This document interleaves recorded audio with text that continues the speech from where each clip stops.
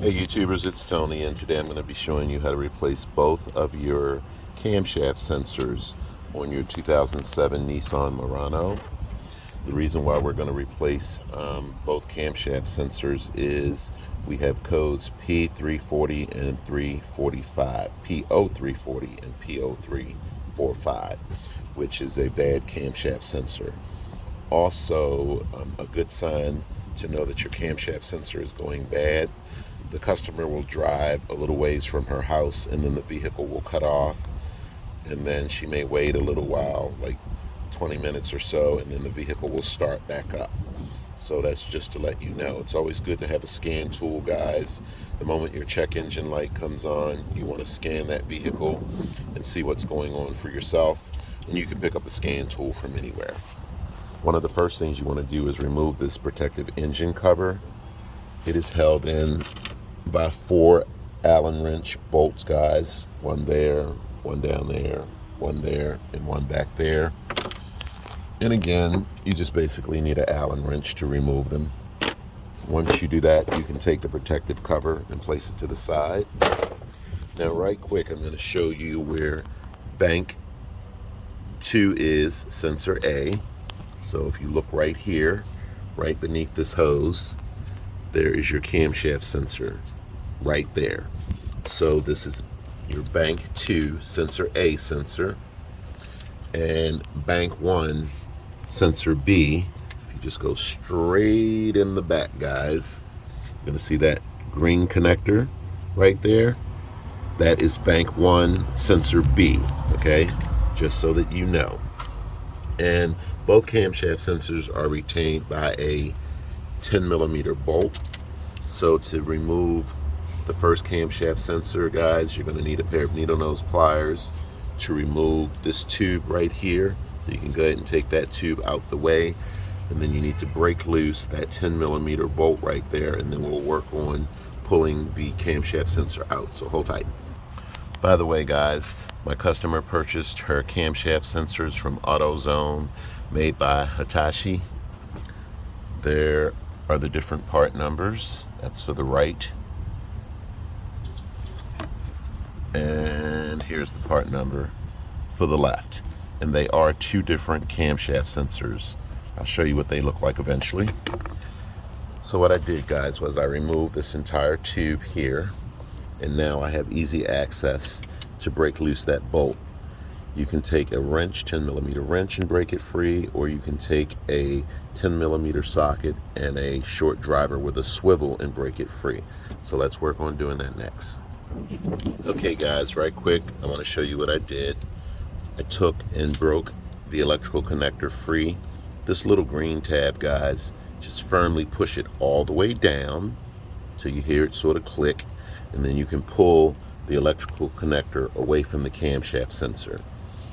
If you'll notice, I took a 10mm wrench to break that bolt loose after that, and now you can grab down there with your hand and sort of remove that bolt, and you should be able to sort of wiggle the camshaft sensor out. So let's do that next. Okay, guys, there's my 10mm retaining bolt.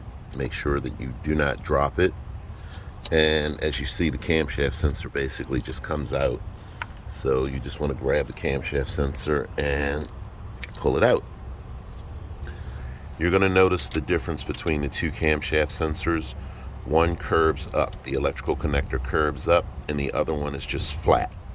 So the one that goes up here on the front of the motor, it curves up, and the one back there, it's the flat camshaft sensor. So you can't get them mixed up. What you want to do, guys, before you install your new camshaft sensor is you want to take fresh motor oil and coat this O-ring where my thumb is. And the reason why you want to do that is the camshaft sensor sits in that housing down there, and if you didn't put motor oil around that rubber seal to coat it, when the engine gets extremely hot, this seal could prematurely dry out and cause a leak, destroying the camshaft sensor. And then keep in mind, guys, everything you do today goes back together, or everything you take apart today goes back together in the reverse order that you will use to take it apart. In the end, after you replace your camshaft sensors, you want to make sure you reset your check engine light, and you should be good to go. Just to let you know while we're here, there's your oxygen sensor, and then right down there somewhere, guys, is your crankshaft position sensor. So in case you're looking for that, it's right up on the front of the motor, not too far from that green connector down there, which is your O2 sensor bank 1. Okay, so in the event that you need to replace that as well. So I'm going to go ahead and get the new camshaft sensor and put it in. I'll be right back. Okay guys, there are your two camshaft sensors, the old one and the new one. And what you'll notice I did was I put fresh motor oil around that O-ring seal, again to keep it from drying out due to excessive heat from the engine. You just need a dab of motor oil, guys. And then basically what you do is you take your new camshaft sensor, stick it down into that hole, you just push it in, guys. Put your bolt back in, put your electrical connector on, and to get to camshaft sensor 2 back here, guys, you're going to have to remove this bolt here with a flathead screwdriver, that bolt back there with a flathead screwdriver, so see where it is, and then you can take this whole piece out and place it to the side. It will give you better access to that camshaft sensor back there. And you're going to do the same exact thing, guys. Push the electrical connector tab inward, pull the electrical connector away from the camshaft sensor, pull it out, put your new one in with fresh motor oil, put your electrical connector back on, put your airbox housing back on, and you should be good to go. So let me go ahead and take that apart, and then I'll show you what that camshaft sensor back there looks like. I'll be right back. I want you to be mindful, guys, FYI, when you go to put your new camshaft sensor in, because it's an aftermarket sensor, it won't just slide right in because the rubber around the O-ring is slightly different. So what you want to do is push it all the way in, okay? Because it will not go in like you need it to go in. So go ahead and push it all the way in, and it'll click in and snap in, okay? So I just wanted to let you know that. Okay guys, once you break these little tabs free, you can use a 8mm socket or 7mm socket or flathead screwdriver. Just simply pull this back, and then you can pull this end up here away. And then you simply just place that to the side, guys. And now you have full access to the next sensor. And again, let's see. Unfortunately, the electrical connector tab is on the bottom down there. So see this little tab? Just push it all the way in. I don't know if you can hear it click, but you may need 2 hands, so you push that all the way in and carefully pull free the electrical connector, guys. I'm gonna need both hands for this, so I'll be right back. Okay guys, FYI, that electrical connector back there is a little bit difficult to get off. So what I'm using is a 10mm short socket, a swivel, a long driver, and a ratchet. I'm going to break loose that 10mm bolt back there, guys. First, let's see, where is it? That 10mm bolt right there, I'm going to break loose. I'm going to pull the sensor out and then get the electrical connector off. It'll probably be easier that way. There's a lot of oil back there, so I can't get it off while it's sitting in there. So let me do that and I'll be right back.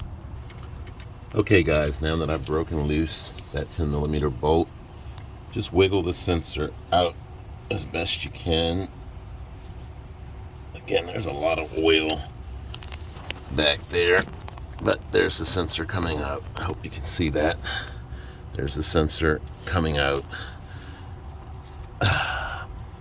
Sometimes you may have to use a flathead screwdriver, and then you'll see there's that tab that needs to be pushed down. So you can push the tab down with one hand, grab the sensor with the other, and pull the sensor away from the electrical connector. Be careful. And when you're taking loose that 10mm bolt down there, guys, on both of the sensors, you want to make sure that you do not drop that bolt, okay? So just be mindful of that. It's always good to have a magnet on hand in the event that you drop a bolt. That magnet can help you retrieve it, and oftentimes you'll drop those little bolts up in this engine compartment, and you'll spend all day trying to find it. Trust me, I've done it 1,000 times. So hold tight, let me get this free and I'll be right back. Okay guys, I got it free. Here is your old camshaft sensor, and here is your new camshaft sensor. Remember to put fresh motor oil on it. You could either put the electrical connector in now and then bolt it up, or you can bolt it up first and then push in your electrical connector. Just make sure that the electrical connector snaps in place. And again, once again, make sure you put fresh motor oil on that O-ring seal, and then you can go ahead and start to put everything back together. Again, remember, everything goes back together in the reverse order that you use to take it apart. So let me go ahead and grease up the new camshaft sensor, put it in its housing, bolt it down, and then put in the new electrical connector. So hold tight. Okay guys, I put the new camshaft sensor in, I bolted it up, and now all that's left is take your electrical connector and put it back in just like you took it off. So let's go. There it is. Just put it back in, push it in until it clicks, and you're done, guys. You can go ahead and put your airbox housing back together. And when you put your bolts in, those 10mm bolts for the camshaft sensors, guys, you don't need to go bonkers with them, okay? Because you could crack the camshaft sensor, okay? Put it in until it's nice and tight. Once you start feeling resistance, back off, okay? And for the most part, that will be it. Again, all you need to do is reset your check engine light, and you should be good to go. So hold tight while I put the airbox back together, guys, and I'll be right back and wrap this up. Okay, tubers, as you see, I put the airbox back together. I'm going to reset the check engine light, guys, and I should be good to go. Now, right quick, you will hear folks talk about camshaft sensor A or B or right or left. So if you stand on the driver's side of the vehicle and face the engine, there are your part numbers. The camshaft sensor that's closest to the battery is your left. The camshaft sensor part number to the right is your right. Okay? Just to try and help you out. Again, remember, the first camshaft sensor right there is bank 2 camshaft sensor A. The camshaft sensor back there is bank 1 camshaft sensor B. Okay? So just so we're clear about that. For the most part, I'm done, guys. I hope this video has been beneficial, and don't forget to put your little tube back on here and make sure that it's connected, okay? This little tube here, I'll put that back on in a moment. For the most part, I'm done, guys. I hope the video has been beneficial to you. Thanks for watching, and catch you next time.